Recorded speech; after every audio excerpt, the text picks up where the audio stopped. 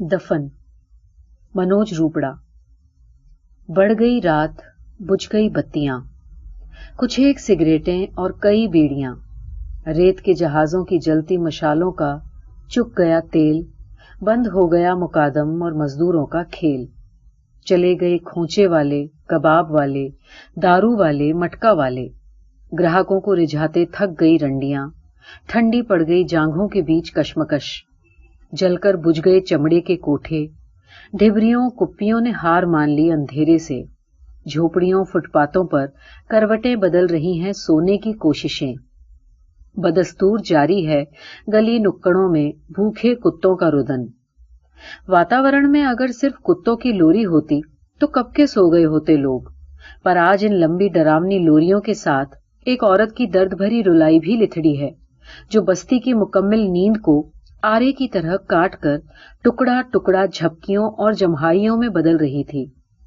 गाफिल बस्ती अंधेरे की चादर ओढ़े रात भर महसूस करती रही कि उसकी 6 रुपए 12 आने की नौटांक मदहोशी को छीन रही है ये रुलाई, कि उसके मीठे मीठे सपनों को तोड़ रही है ये रुलाई, कि बहकी बहकी सोचों को झंझोड़ रही है ये रुलाई। पर बस्ती के किसी मुर्दे ने उठकर नहीं देखा कि किस झोंपड़ी में कौन रो रहा है, कि इतनी रात गए किसी के यूं चीख चीख कर रोने की क्या वजह हो सकती है। सब अपने अपने कोने अंतरे में पड़े रहे, संतुष्ट, खुद परस्त सुअर की तरह। लिहाजा उस औरत की दर्द भरी चित्कारें बस्ती की तमाम झोपड़ियों की भुसभुसी दीवारों पर सेंध लगाती रही। उसकी पीड़ा भरी पुकारें बहरे कानों के पर्दे हिलाती रहीं।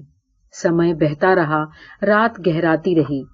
रात के ढलने के साथ साथ रोने की आवाज क्रमशः धीरे होते होते आखिरी पहर में एकदम बुझ गई। जिस खोली में रुलाई फूट रही थी, वहां से सुबह एक आदमी बाहर निकला। खोली के बाहर गली है, गली से लगी सड़क है, सड़क के दाएं बाएं गंदे गंदे चाय खाने हैं। वो आदमी एक चाय खाने के पास रुका। भीतर सिगड़ी से उठता धुआं है, धुएं में ओम पहचान है। गंदी गंदी मेजें हैं, मेजों पर भिनकती मक्खियां हैं। चिपचिपी बेंचें हैं, बेंचों पर बैठे आदमी हैं। आदमियों में छोटे छोटे मजाक और लंबे लंबे कहकहे हैं। कुछ देर बाद धुआं छटा, धुएं में छुपी पहचान बाहर आई। अरे सुखू, इधर आ अंदर। वो आदमी अंदर दाखिल हुआ। चाय पिएगा? बुलाने वाले ने पूछा। आदमी ने इनकार में मुंडी हिला दी। यार सुखू, कल तेरी खोली से रोने की आवाज काहे को आ रही थी? माई की तबीयत जास्ती बिगड़ गई क्या? जवाब में सिर्फ होंठ फड़फड़ाए हैं और आंखें थोड़ी सी नम हो गई हैं। ओ! आसपास खड़े चाय सुटकारते, बीड़ी के दम लेते लोगों के मुंह से अफसोस का कलमा निकल गया। चाय खाने की रूटीन में थोड़ा सा व्यवधान आया, हंसी मजाक के क्रम में थोड़ा सा विराम आया, और फिर वही व्यस्तता, वही आपाधापी, काम पर जाने की जल्दबाजी, जल्दी न पहुंचने पर 1 जून की रोजी कटने की, काम न मिलने की आशंका, मुअत्तिल कर दिए जाने का डर। आदमी आस्तीन से आंखें पोंछकर काम पर जाते लोगों को रोकता है। सुनो, माई को मशान ले जाने का है, कफन काठी का जुगाड़ भी करने का है।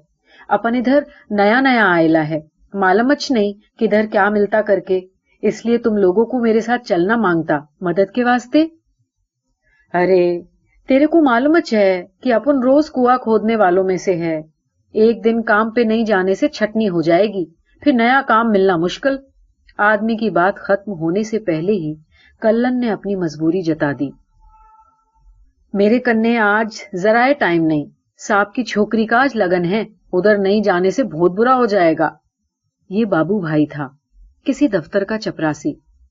अरे मेरे को तड़ी पार किए लाए रे, मैं मशान की तरफ नहीं जाने को सकता, उधर जाने से पुलिस पकड़ लेंगी। ये मुशीर था, कुरला का कुख्यात गुंडा। मेरे को 5 दिन से झाड़ा चल रहा है, साला बंद होने का नामच नहीं लेता।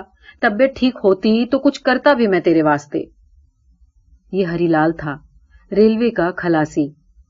कल म्युनिसिपालिटी वालों ने लावारिस कुत्तों को जहर दिया था। कुत्तों की लाश उठाने की जिम्मेदारी इस बार हमारी है। हमारा काम पे जाना बहुत जरूरी, नहीं जाने से लाश को कीड़े लग जाएंगे। हो ना, फिर शहर वाले कल्ला कर देंगे और साहब हमारे ऊपर अंगार मूतेंगा। ये चारों बोधकू, नंदू, रद्दू और बांगड़ थे, म्यूनिसिपैलिटी के जमादार। एक के बाद एक सब चले गए। अवश्य सा देखता रहा आदमी पीठ फेर कर जाने वालों की पीठें। उनकी अभिशापित पीठों पर अभावग्रस्तता की मैली धारियां हैं, मालिकों की गंदी गालियां हैं, खरोंचों के सवालिया निशान हैं, विरसे में मिले एहसान हैं। आदमी ने सबको दोष मुक्त कर दिया और बाजार की तरफ निकल पड़ा। बाजार में दुकानें हैं, ग्राहक हैं, सौदा है, सौदेबाजी है, औकात नापते हाथ हैं, सामर्थ्य तोलती आंखें हैं। बाजार से लौटते आदमी के हाथ में सफेद कपड़ा है और उसकी जेबें तहों तक खाली। उसके कदम सड़क पर हैं, लेकिन मस्तिष्क कपड़े की दुकान पर।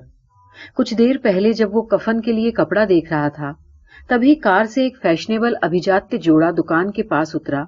जोड़े के अंदर आते ही ग्राहकों की 2 स्तरों में बांटती एक विभाजन रेखा खिंच गई दुकान में। एक तरफ उम्र और हालातों से पिटा आदमी, दूसरी ओर जवानी की रंगीनियों से तलाबल वो युगल। एक हिस्से में ऊंची से ऊंची चीजें दिखाने की फरमाइश और दूसरे में सस्ते से सस्ता माल दिखाने का आग्रह। दुकान के सभी कर्मचारियों का ध्यान उस खेमे में चला गया जहां संपन्नता और सामर्थ्य हाथों में हाथ लिए खड़े थे। आदमी उपेक्षित सा कोने में खड़ा रह गया। काउंटर पर थान के थान खुलते गए, रंग बिरंगे कपड़ों का ढेर लगा दिया गया और उन कपड़ों की चमक में दबकर रह गया एक सफेद सादा झीना सा सूती कपड़ा जो आदमी की जरूरत थी और जिस पर तरजीह किए गए अमीराना शौक। उस जोड़े ने ढेर में से जांच परख कर 5 कपड़े पसंद किए, उन्हें मनमाने कटवाया, मुंह मांगे खरीदा, चेक से भुगतान किया, दुकानदार द्वारा मंगाई गई लिम्का पी और प्रस्थान कर गए। इस अंधाधुंध खरीद फरोख्त से घबराकर आदमी ने मूल्यों के खिलाफ अपनी दोनों जेबों की ताकत लगा दी थी, लेकिन इसके बावजूद जरूरत से 10 सेंटीमीटर कपड़ा कम ही हासिल हुआ। वो मन मसोस कर रह गया। चलते चलते उसने खाली जेबों में उंगलियां फेरी। दिमाग में एक अजीब सा ख्याल आया, अय्याशी और मोहताजी, इन नाम की 2 चीजों का अगर कोई मूर्त रूप होता तो मैं दोनों को चीथ कर रख देता। उसके दिलो दिमाग में शोरे की तरह कुछ खौलने लगा। जेब में फैली उंगलियां सिकुड़कर मुट्ठी की शक्ल में बदल गईं। वैचारिक उन्माद की हवा में घूंसे मारने जैसी स्थिति में आदमी समुद्र भर नफरत के साथ मानसिक तौर पर अपने आस पास की तमाम अभिजात्य चीजों पर कालिख पोतने लगा, तमाम सम्मानित जगहों पर थूकने और मूतने लगा। उसके अंदर का कुछ बहुत तेजी से स्खलित होता जा रहा था। फिर तभी विद्रूप आवेग का बहाव थम गया। उसके कदम रुक गए। सामने से दास बाबू अपनी पंचर साइकिल घसीटते चले आ रहे थे। दास बाबू, ओ दास बाबू! दास बाबू अपनी ही उधेड़ बुन में खोए चले जा रहे थे। आवाज सुनकर चौंके। अरे सुखू, तू काम पे नहीं गया आज? बड़ी मुश्किल में पड़ गया हूं दास बाबू। कैसा मुश्किल? माई खत्म हो गई कल रात को। मौत की खबर सुनकर दास बाबू संजीदा हो गए। बोले कुछ नहीं, पर चेहरे से लगा कि दुखी होने के साथ साथ डर भी गए हैं। दास बाबू, तुम मेरे को मदद देते क्या? आदमी की आवाज में भिखमंगापन उभर आया। हो जरूर, ऐसा खराब टेम में मदद नहीं करेंगा तो कभी करेंगा। दास बाबू का हाथ झट से पतलून की जेब में रेंग गया। उंगलियां अंदर ही अंदर नोट गिनने लगी। दास बाबू, तुम गलत समझा। मेरे को पैसे की मदद नहीं मांगता। तो कंधे की मदद होना। बोलो, देते क्या? कंधे की? हो, मैं बिल्कुल अकेला हूं। मशान चलने को कोई तैयार ही नहीं। ओ, ऐसी बात है तो पहले क्यों नहीं बोला? बस्ती पड़ोस वाले कहाँ गए सब? वो सब काम पे गएला है दास बाबू। मैं उनको बहुत बोला रुक जाओ बोल के, पर कोई रुकने कुछ खाली नहीं। साले बड़े कामकाज वाले हो गए हैं। दास बाबू बस्ती वालों के खिलाफ खौल गए। असल में हमारी बस्ती के लोग इंसानियत छोड़ के कीड़ों की जून में घुस गए हैं। सब अपनी अपनी परेशानियों और जरूरतों में बिजबिजाते रहते हैं। किसी को दूसरों की तकलीफों से कोई वास्ता नहीं। दास बाबू, तुम तो समझदार हो, तुम ही चलो ना मेरे साथ। आदमी ने बड़ी हलीमी से दास बाबू का हाथ पकड़ लिया। दास बाबू पहले अचकचाए, फिर संभल कर बोले, इंसानियत का तकाजा तो यही कि मैं तेरे साथ चलूं, पन सुखो आज मुश्किल है रे। दफ्तर में इंस्पेक्शन बैठेला है, सेक्रेटरी अगर फाइल में हेरफेर कर देगा तो मेरी 14 साल की सर्विस धूल में मिल जाएंगी। दास बाबू के चेहरे पर नौकरी पेशा बाबुओं की विवशता है, मातहतों की मोम सी असमर्थता है। सुन, एक काम कर, तू 3 नंबर बस से भाईखला जा, उधर फ्यूनरल होम है, मैं तेरे को पता लिख कर देता हूं। दास बाबू ने अपनी साइकिल के कैरियर से डायरी निकालकर एक कागज पर जल्दी जल्दी कलम चलाई और पन्ना फाड़कर उसे देते हुए बोले, ये ले, इस पते पर पहुंचने का है, सारी मालूमात वहीं हो जाएगी। पुर्जे को मुट्ठी में भींचे वो सड़क दर सड़क भटकता रहा।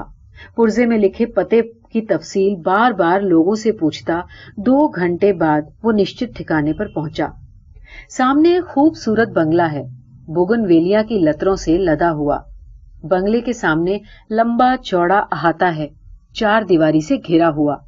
अहाते के बीचों बीच टिन का एक शेड है, कंक्रीट की दीवारों पर टिका हुआ। अंदर लोहे की चीकट भट्टी है, भट्टी के मुहाने से लगा लोहे का गंदा प्लेटफॉर्म।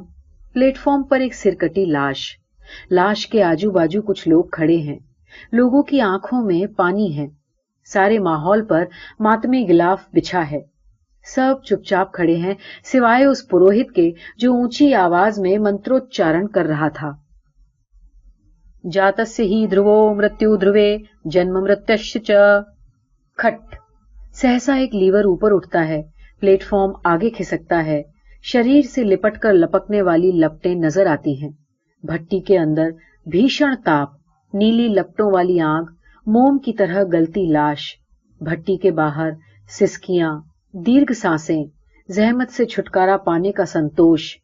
खट्टाक, भट्टी का मुंह बंद, पटाक्षेप। अहाते के दर्दनाक मंजर को देख आदमी स्तब्ध रह गया।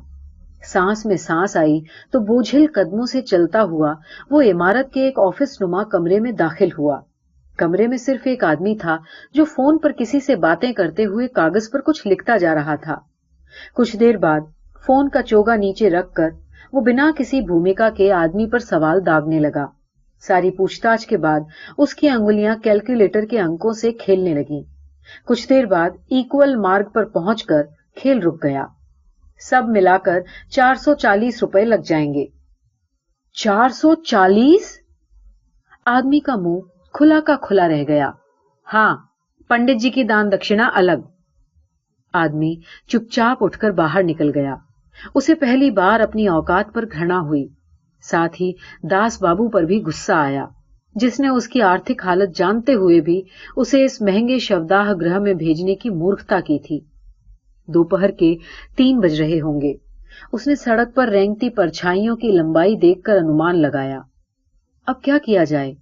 ये प्रश्न मुंह बाए खड़ा था और सोचना एक अनहद सुरंग में से गुजरने जैसा हो गया था। हर तरफ नाउम्मीदों का अंधेरा, इस सिरे से उस सिरे तक काली दीवारों की तरह फैली मुकम्मल नाकामी, और इन अटकावों भटकावों के बीच सांस तोड़ती जायज नाजायज तरकीबें, नतीजे पर पहुंचने की कोशिशें।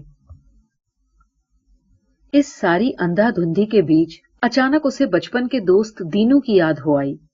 उम्मीद की नन्ही सी रोशनी दिखाई दे गई हो जैसे। दीनू अपने ही गांव का आदमी है, कोई न कोई राह जरूर निकालेगा, एक बार आजमाने में हर्ज क्या है। उसके कदमों में फिर जान आ गई। बड़े बड़े डग भरता वो इंडस्ट्रियल स्टेट की ओर बढ़ने लगा। वहीं किसी फर्म में काम करता है वो।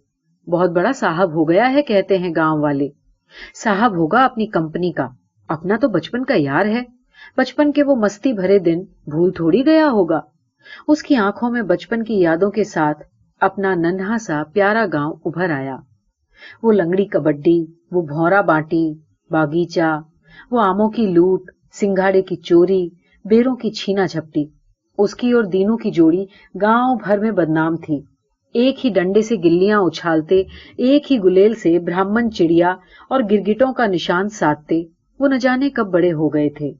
तब से अब तक कितने साल हो गए, सारा कुछ यूं ही चुटकी बजाते हवा में खो गया। इतने लंबे अरसे की अलहदगी के बाद भी उसे बचपन की कई घटनाएं और दीनू से जुड़े कई कड़वे मीठे प्रसंग याद है। मंडई की उस खट्ट मीठी कुल्फी का स्वाद अब तक उसकी जुबान से उतरा नहीं, जिसे दीनू ने एक भौंदू लड़के से छीन कर उसे दी थी।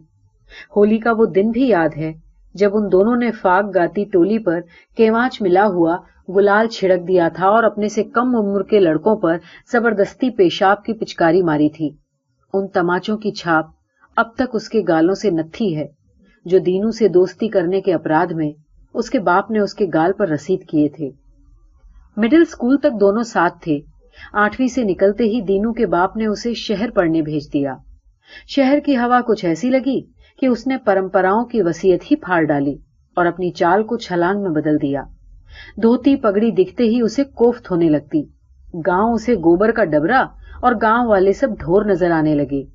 गांव से ही नहीं, अपने परिवार से भी रफ्ता रफ्ता विघटन चलता रहा। बाप की खूंखार धमकियों के बावजूद उसने अपने प्यार को फेविकोल की तरह इस्तेमाल किया और एक गुजराती लड़की को पत्नी के बतौर पा लेने में कामयाब हुआ। दीनू का बाप दानेश्वर दुबे आज भी बूढ़े गिद्ध की तरह गांव की मुर्दा सांसों पर मंडराता है।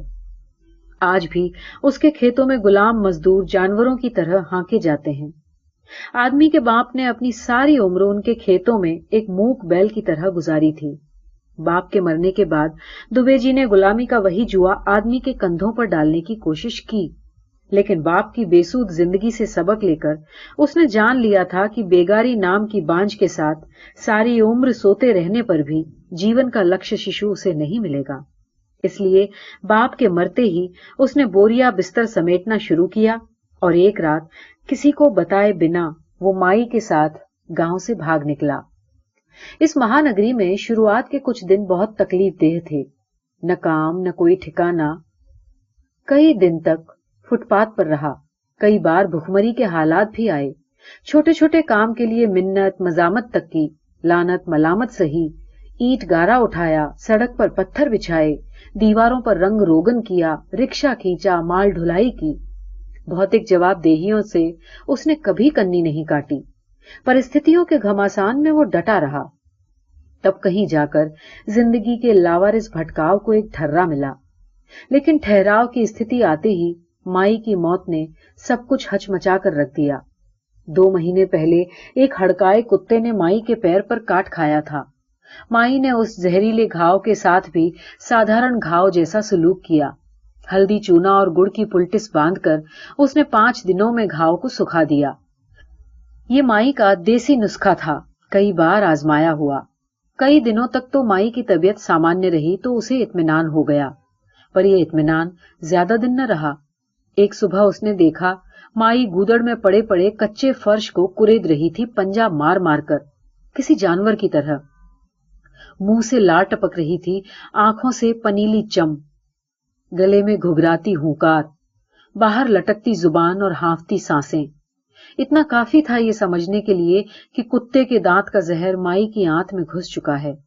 बस्ती वालों ने देखा तो तुरंत उसे अस्पताल पहुंचाने की हिदायत दी।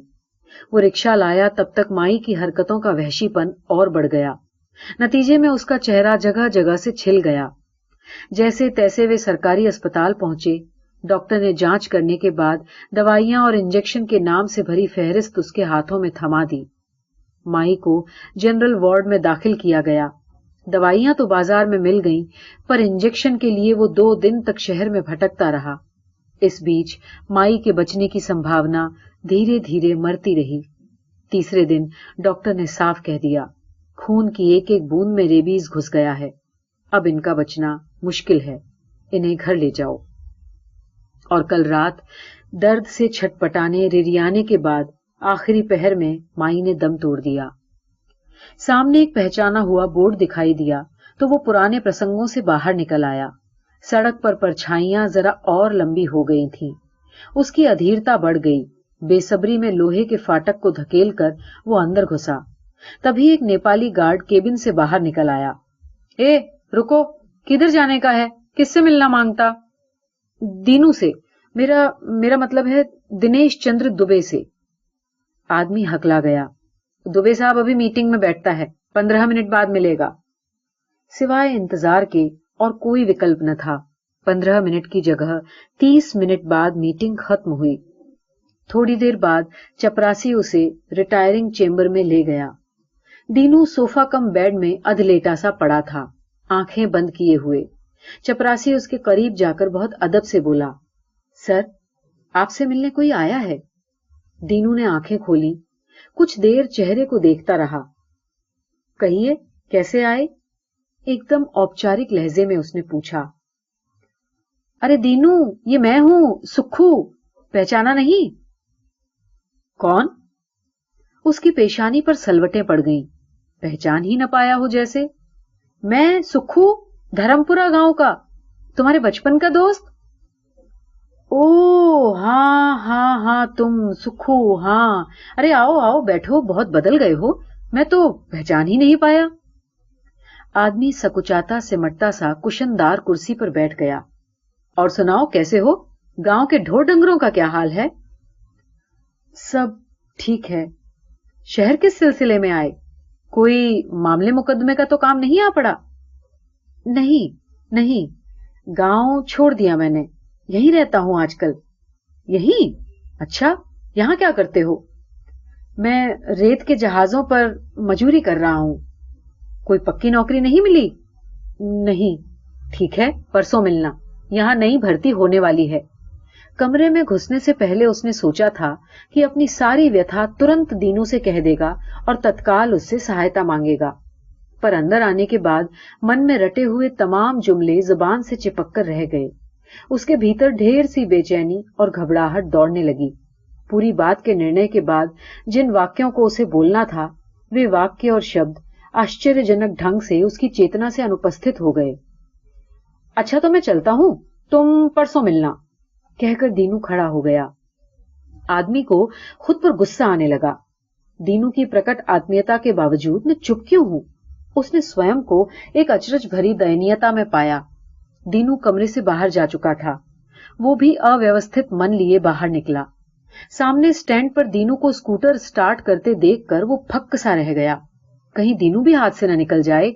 वो हड़बड़ी में स्टैंड की ओर लपका। उसके पांव में बेसंभाल तेजी और चेहरे पर अपनी बात को तुरत फुरत कह देने की जल्दबाजी उभर आई। सुनो दिनेश भाई, एक बात कहनी है। कहो, क्या हुआ? दीनू की आंखें हैरानी से उसके चेहरे पर फैल गई। बात यह है कि आदमी के फेफड़े खुश्क हैं, हथेली पसीने से तर है। हाँ, बोलो, क्या बात है? आदमी हलक में फंसी सांसों को बाहर निकालने की कोशिश करते हुए आहिस्ते से बोला। वो कल रात को माई मर गई। लाश अभी तक पड़ी है, कोई उठाने को तैयार नहीं। फ्यूनरल होम वाले 440 रुपए मांग रहे हैं। तुम तो जानते हो मेरी माली हालत, इतनी बड़ी रकम मैं कहां से लाऊं? ओह, ये तो बड़ी बुरी खबर है, दुख हुआ सुनकर। दीनू की एक्सीलरेटर पर कसी उंगलियां ढीली पड़ गई। जेब में हाथ डालते हुए बोला, लेकिन इस वक्त मेरे पास ज्यादा कैश नहीं होगा। तुम अगर सुबह आते तो मैं कुछ जुगाड़ कर देता, और अब तक तो बैंक भी बंद हो चुकी होगी। तुम्हारी जान पहचान तो होगी किसी से, कह सुनकर कुछ काम करवा दो तो। देखो सुखू, पहचान की पूजा गांव में होती है। यहां पहचान का उपयोग सिर्फ काम साधने के लिए होता है। वैसे मेरे कई से संपर्क हैं, पर ऐसे मौकों पर कोई साथ नहीं देता। और फिर मेरी हस्ती ही क्या है, गांव वाले कोई बड़ा अफसर समझते हैं मुझे। उन्हें नहीं मालूम कि मशीनों के इस पेचीदा जंगल में मैं एक मामूली सा पुर्जा भर हूं। दीनू के शब्दों में सीधी सपाट असलियत है, अपनी स्थिति का खुलासा है। पर आदमी को लगा कि इन शहर वालों ने अपने लिए बहुत से बहाने गढ़ लिए हैं, जिन्हें वे वक्त जरूरत पर इस्तेमाल में लाते रहते हैं। बुरा मत मानना, मेरे पास अभी इतना ही है, कहकर दीनू ने जेब से एक 100 का नोट निकालकर उसकी हथेली पर एक मुट्ठी बना दी। ले लो यार, माई मुझे भी बेटा कहती थी। मैं कोई भिखमंगा नहीं हूं, उसने चीख कर कहना चाहा, पर उसकी आवाज कातर हो गई। निश्वास छोड़ते हुए बोला, ठीक है, यही सही, लेकिन शर्त यह है कि लौटाऊंगा तो इनकार नहीं करोगे। लौटाने की बाद में सोचना, अभी काम निपटाओ अपना। दीनू ने स्कूटर स्टार्ट किया। उससे समय पूछा गया। 4:30 बज चुके हैं। अब सिर्फ 1.5 घंटा बचा है। इस 1.5 घंटे में किसी भी तरह फारिग होना है। हिंदू शास्त्र के अनुसार सांझ ढलने के बाद अग्नि संस्कार नहीं करना चाहिए। गांव में किसी पुरोहित का कहा हुआ वाक्य दिमाग में किसी हथौड़े की तरह बजने लगा।